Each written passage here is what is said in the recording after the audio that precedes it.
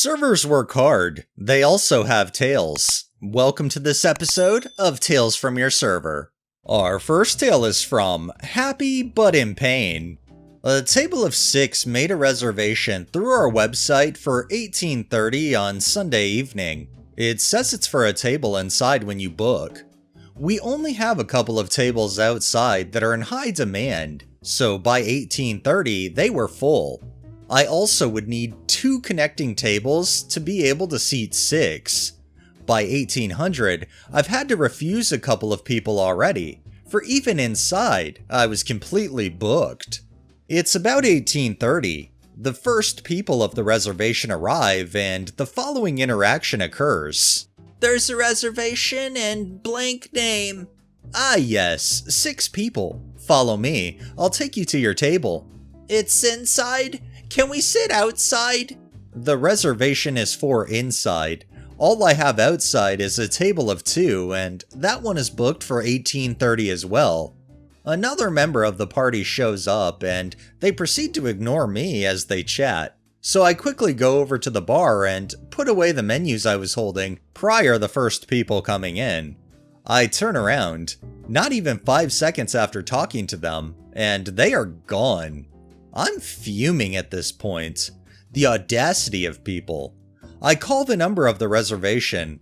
It rings out and goes to voicemail. Nah, not having it. Instant redial. Now they pick up. Hi, this is me from the restaurant. Whatever. You were just here for your reservation, but now you're gone. Small hope they just went to pick up the last people of the group and on their way back. Ah yes, we can't make it anymore. Something came up. No, you heard your table wasn't outside and didn't have the decency to notify anyone of staff that you would leave. This is beyond rude and you've been flagged in our system and are now blacklisted. Learn some manners. Have a good day. Okay, yes. So yeah, now I'm sending them a no-show invoice of 25 euros per person because I can, and it makes me feel better. I can almost guarantee when they placed their reservation, they knew that it was for a table indoors. They thought that they could change it up last minute because, well, entitled people feel like they're entitled to everything. I'm glad that they ended up getting told exactly how it was though. Our next tale is by Rose Quartz Surfboard Tea. My manager was a server on the floor tonight and had a large group that swallowed 2 of our tables. They brought in their own cake and their own ice cream, and we kept it cool for them in our fridge. They sent her to retrieve it, and she does. I grabbed our saddle and dragged it over, and they were suddenly all standing up. Some people had left. It was definitely sus as shit, but whatevs. Doesn't matter. The show must go on. Of course the birthday person doesn't want to sit on the saddle, so I do it and do the whole birthday song and dance. Call him out by name and just draw a large amount of attention to him. It was awkward, of course. They still try to leave, and my manager luckily notices and gives the mom her check and doesn't leave her side. Not only were they using the cake and ice cream as a diversion to escape, but the mother was in on it.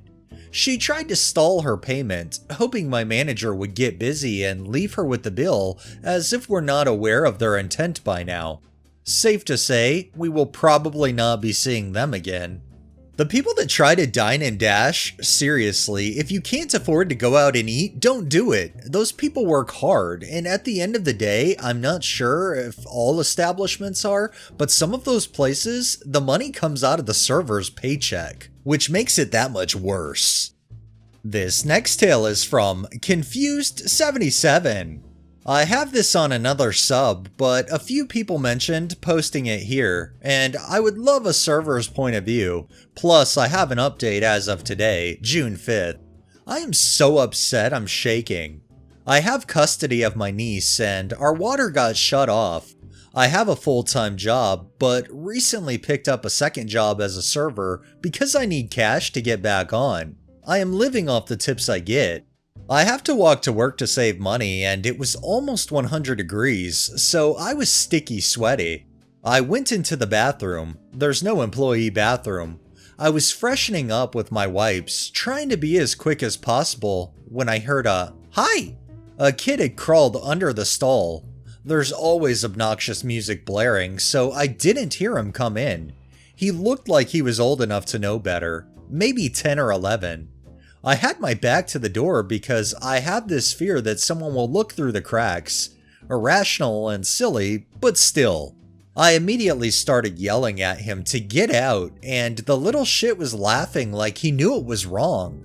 I thought maybe his mom was washing her hands or in another stall, but nope. This kid was in the women's bathroom alone.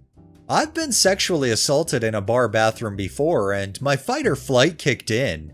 I chased him out of the bathroom and started asking, "Whose kid?" very loudly.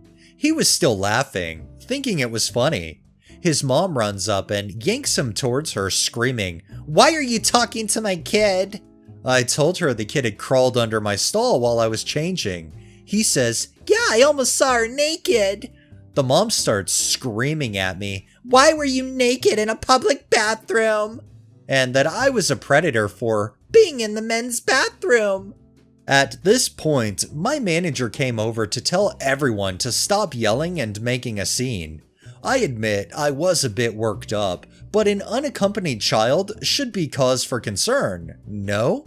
I told her I was in the women's bathroom, and she looked at her son and asked if he went into the men or women's, and he started to cry, saying he was confused and didn't know. The bathrooms are clearly marked. I told her if that was true, it wasn't, then he needs a chaperone to the bathroom if he can't read.